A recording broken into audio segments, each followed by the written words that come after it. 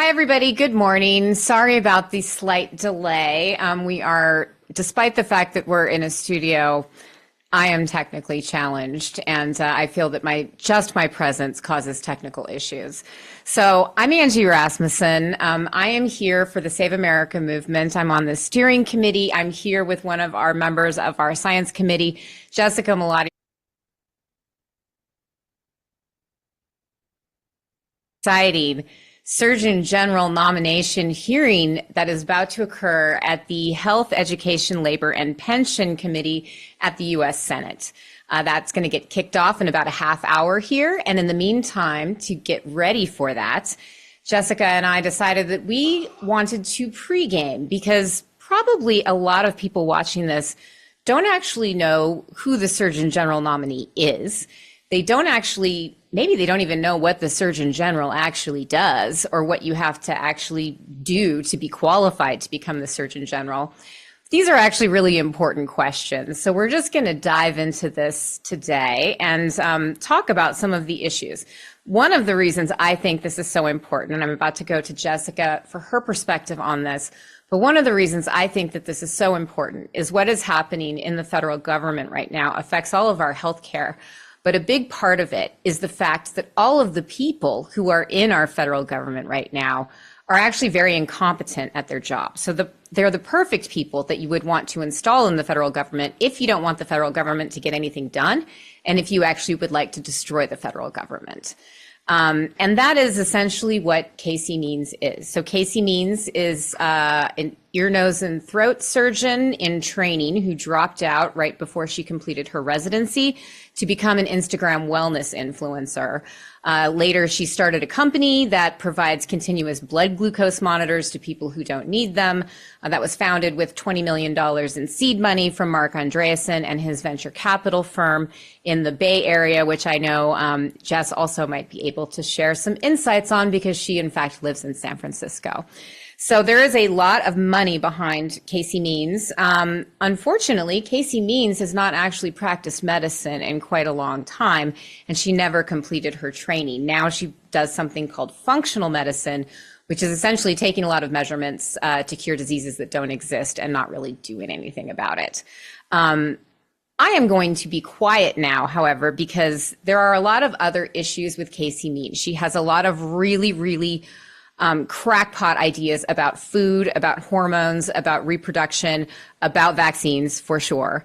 And so we're going to dig into all of that so that you are ready to nail this woman, basically, when she gets in front of the Senate Health Committee, because the number one objective I have today is to discourage the senators from advancing her out of the Health Committee to a full confirmation vote with the Senate. What do you think, Jess? Well, I hope you can hear me because I just got a notification that my network is shaky, and I apologize for that. But actually, what I wanted to talk about real quick was what you mentioned on the qualifications, because this is a very big issue that a lot of us have had. This is not just oh, we don't like her. The Surgeon General of the United States is an extremely important position. It is considered the highest role in public health. It is the operational head of the United States Public Health Service Commissioned Corp, which is essentially like the Foreign Service, but for public health. They can be deployed in the US, they can be deployed overseas. It is a federal position. It has historically always been filled by a licensed physician, although it's not technically required. It is outside of the norm that she is not a licensed board certified provider. And I think that precedent matters. I think that requirements and qualifications that are legitimate matter a lot. And we have seen this administration repeatedly override precedent when it comes to everything from how meetings are run at the ACIP meeting, or even who can be qualified or who can be, sufficient to fill extremely consequential roles in the U.S. public health infrastructure. I mean, RFK Jr. is a perfect example of that. He's a lawyer with no public health background, but just very wrong and strong opinions about public health. And he is the head of the Health and Human Services Agency. And so this is another example of the MAHA movement and the MAHA administration just bypassing scientific precedent, scientific structure that we've had in order to protect these very pivotal programs in our country. Yeah, I mean, this is something that's been happening throughout the federal government. And of course, because of our jobs and our professions, we tend to pay the closest attention to HHS. But this problem of depletion of really key staff has been happening throughout the entire federal government. What's really alarming about this within the HHS department is that you really kind of can't replace experts in these departments with people who don't know what they're doing, because if you fuck up in public health, people actually die. And this is one of those problems. Now, people do make mistakes. We get into this with all of these conversations about trust, which is actually something that Casey Means loves to talk about. She loves to say that during the pandemic, conventional medicine and public health lost trust. And that's why nobody wants to get vaccines anymore. That's why everybody's into, quote, eat real food. It's because they don't trust us anymore. And that's just simply not true. The fact is, people did trust us before. And in fact, people still do trust in science. I mean, the polling data, even recently, shows that the vast majority of people still support vaccination for their children, still think that it's a good idea. And that's really encouraging to hear in these dark times sometimes. But, this is a persistent problem where the government actually is unable to carry out many of its normal functions because so many people have just been riffed. They've been forcibly retired, or they've been encouraged to retire. They've quit. They've left government service for a variety of different reasons, mostly because of the rise of fascism. And they haven't been replaced. And the ones that have been replaced with people like this. Either that, right, or they think so little of the importance of public health that they'll actually have one person doing multiple really important jobs. And the most recent example of that is NIH Director Jay Bhattacharya, who was just appointed acting director of the CDC. So now Jay Bhattacharya, who is a health economist, who went to medical school, never even did a residency or an internship, has never seen a patient, treated a patient in his life, and sat in an office at the Stanford Hoover Institute basically for his entire career, is now in charge of all of our nation's biomedical research. And now he's also in charge of all of our public health responses. And he has zero experience in public health. He is technically an epidemiologist, but he is not the kind of person that you would want responding to an outbreak.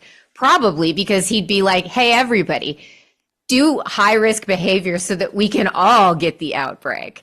Because that's pretty much what he said about the COVID pandemic. That was his strategy for managing that. But there's a lot of people like that in the government. That's right. I was looking on the CDC Data Project website earlier this morning and noticed that since January of 2025, directors for 20 out of 25 CDC centers have either been resigned or forced out. That's 80% of leadership in these public health offices are either gone or forcibly gone.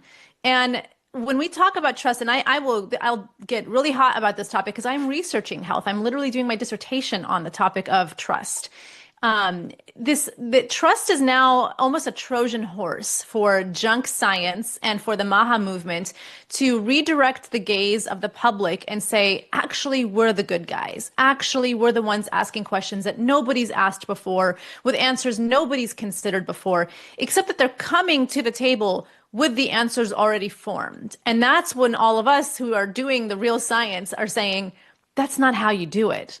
And we're trying to send the alarms to people to say, trust is a very, very precious thing. It is how everything in this country runs. It is how we tie our seatbelts in our cars and turn the ignition on and trust that our car is going to go forward when we press the pedal, right?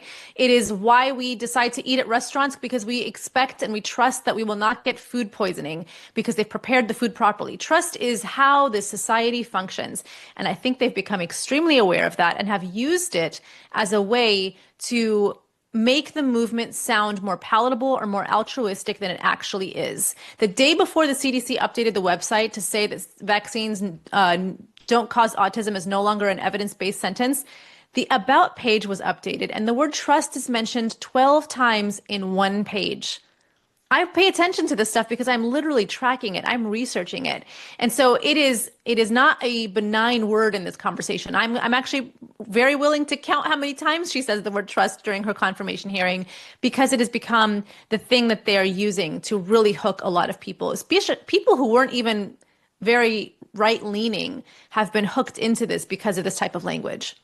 I mean, that's exactly how Casey Means has built her business. So Casey Means has this business, as I mentioned, called Levels, that sells these continuous blood glucose monitors. And these are devices that diabetics wear, type 1 diabetics who will literally die if their blood sugar is too high or too low.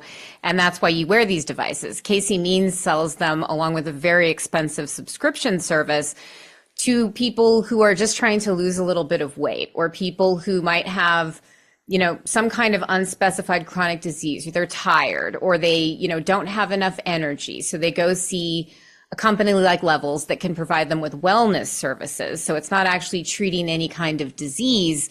It's supposedly to address these so-called root causes of disease, and essentially sort of stop disease before it comes out.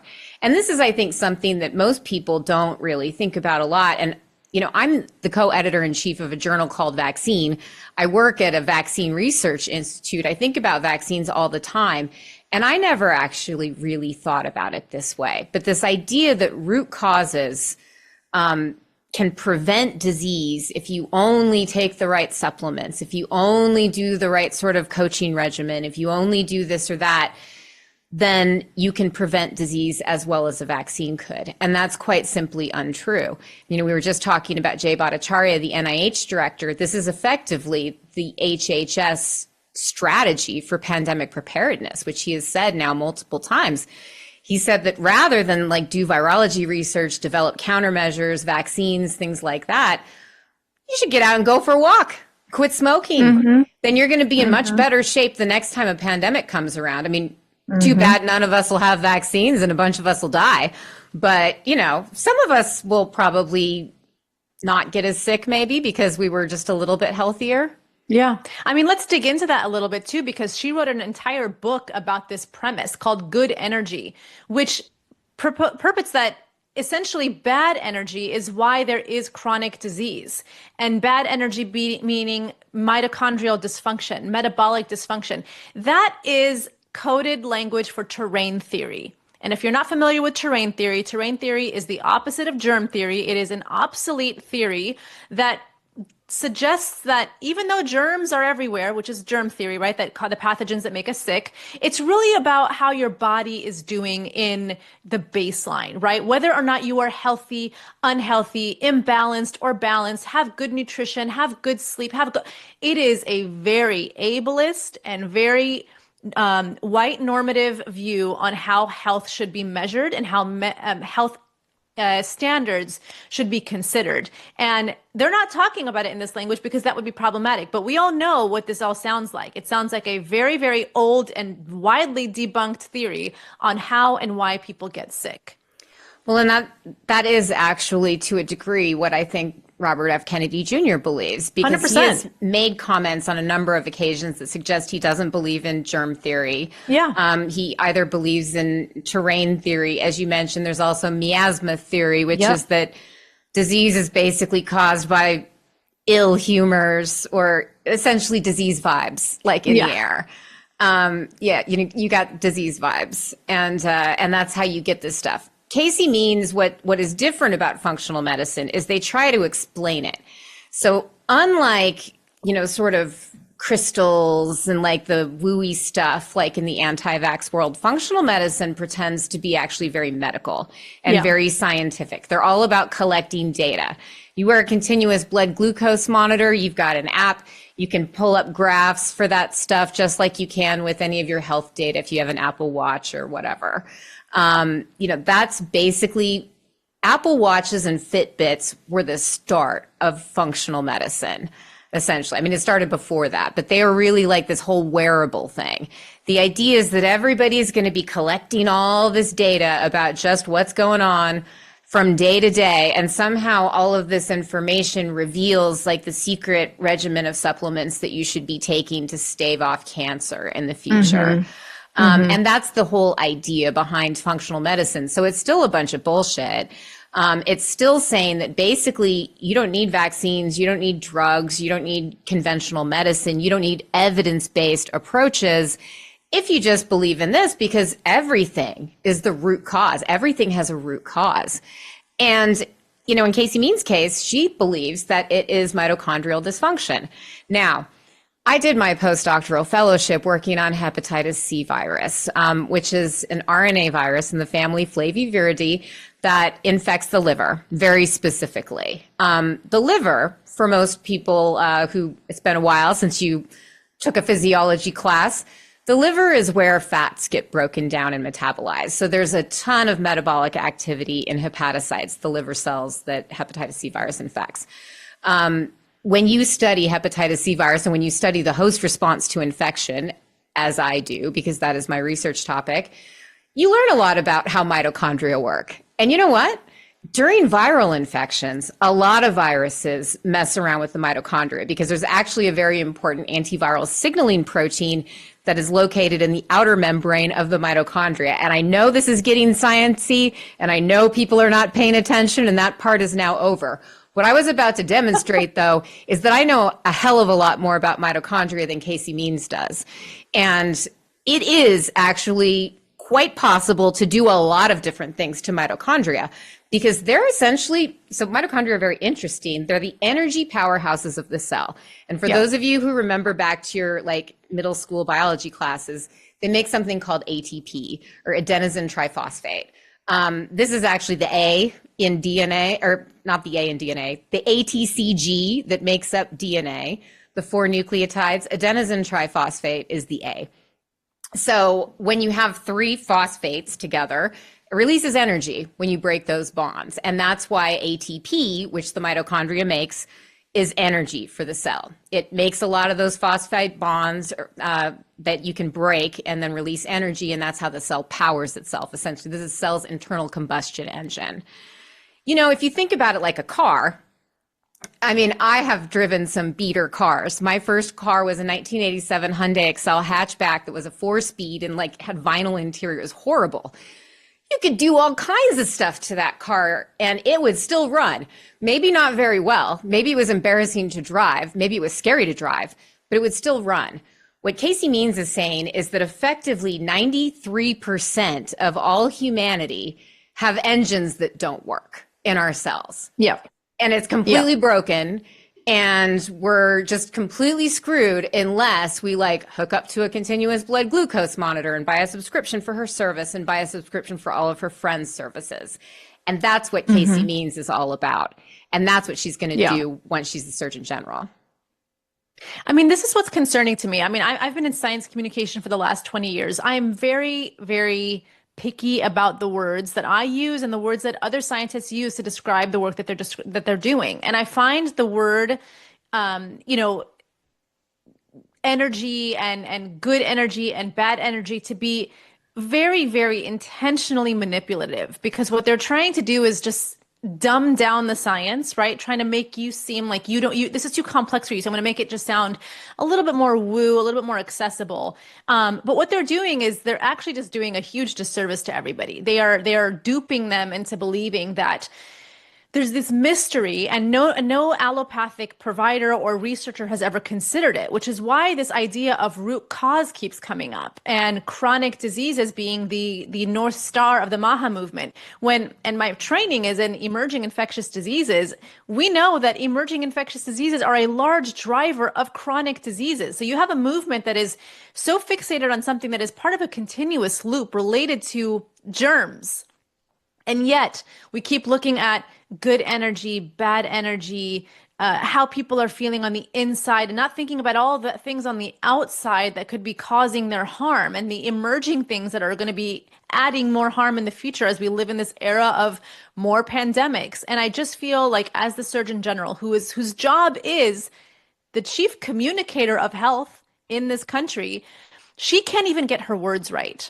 It is deeply problematic, deeply concerning that somebody who is trained in medical science uses such obtuse language to describe very, very real things in biology and in public health.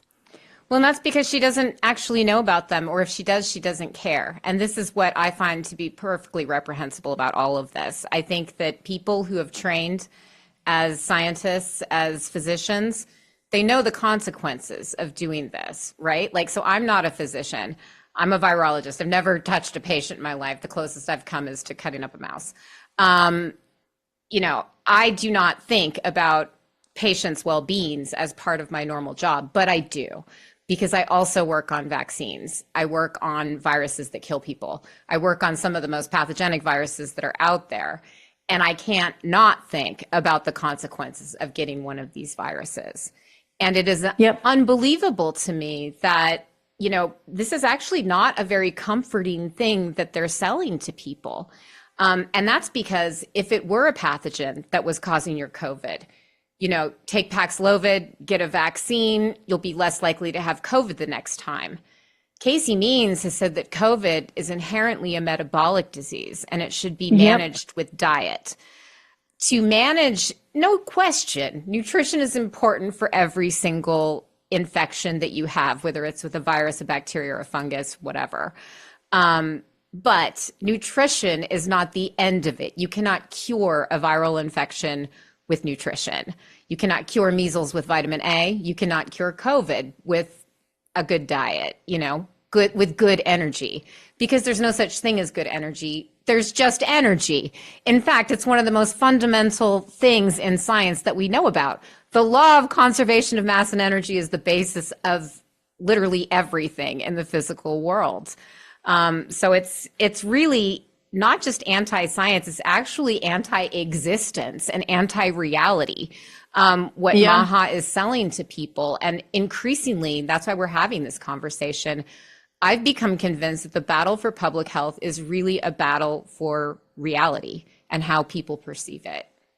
That's right. That's right. I mean, the companies that she has worked with and has profited from are vast, right? So it's not just Levels. She's worked with a number of supplement companies and a number of wellness companies that have made her pockets very, very full of money.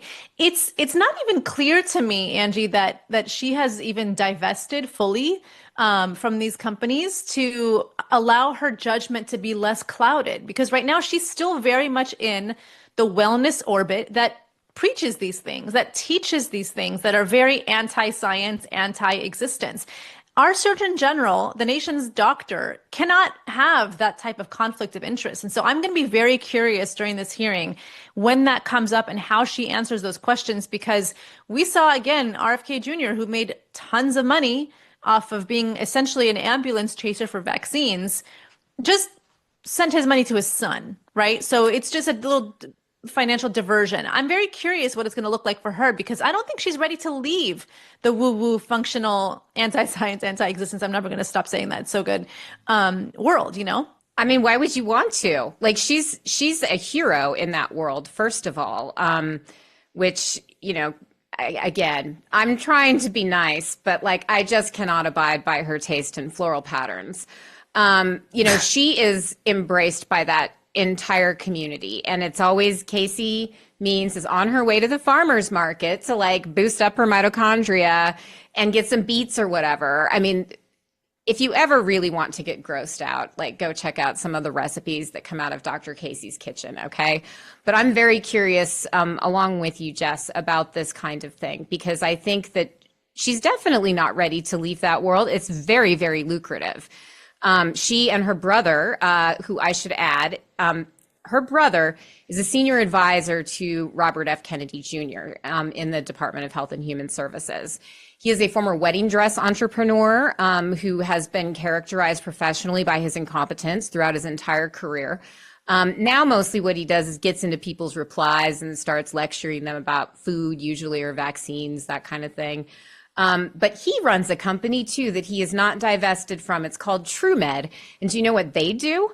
When Casey recommends that somebody get a continuous blood glucose monitor, Callie's company helps them commit tax fraud with their flexible spending account or health spending account dollars to purchase that, as well as to purchase things like cold plunges, which seem to be all the rage with the MAHA crowd these days. No word on if you can pay for the jeans with those tax dollars as well. You've got to have jeans. Yeah. That's the only way to do a sauna or a cold plunge these days.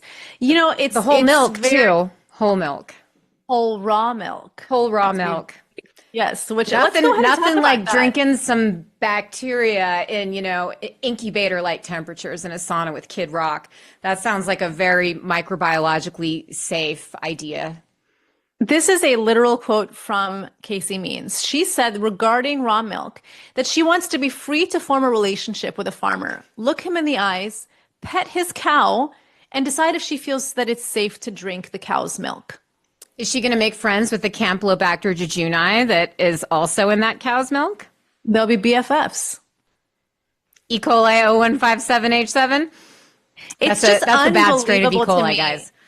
It's unbelievable to me that somebody, again, with a medical degree, even if they're not board certified, would say something this dangerous in a time where people have been sick, have gotten listeria, have gotten salmonella. A child died because of exposure to raw milk. And yet we're seeing somebody who might have the highest medical position in this country say something like, I just want to get a vibe from from the farmer and get a vibe from the cow himself or herself to see if I can drink their milk. Yeah, I was going to say, I hope it's herself.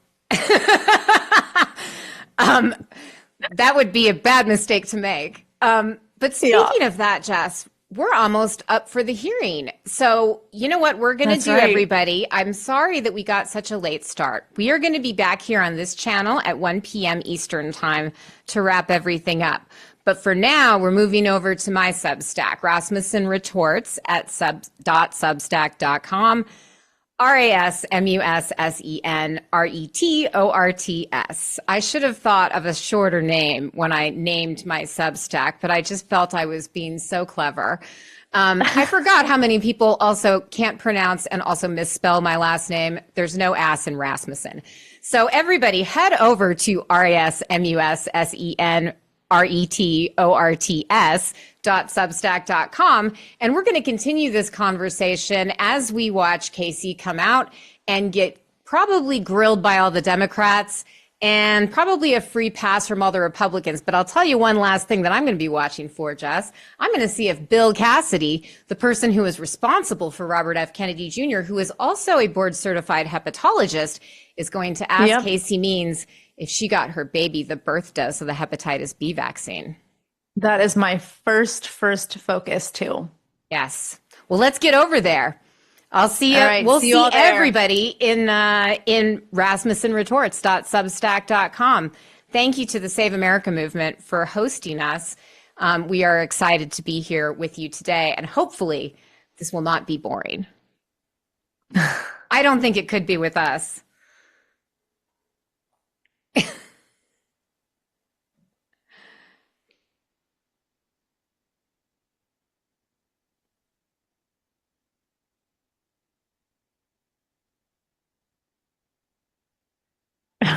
Oh, well, whatever. I swear on the air anyways. I mean, Steve does it too.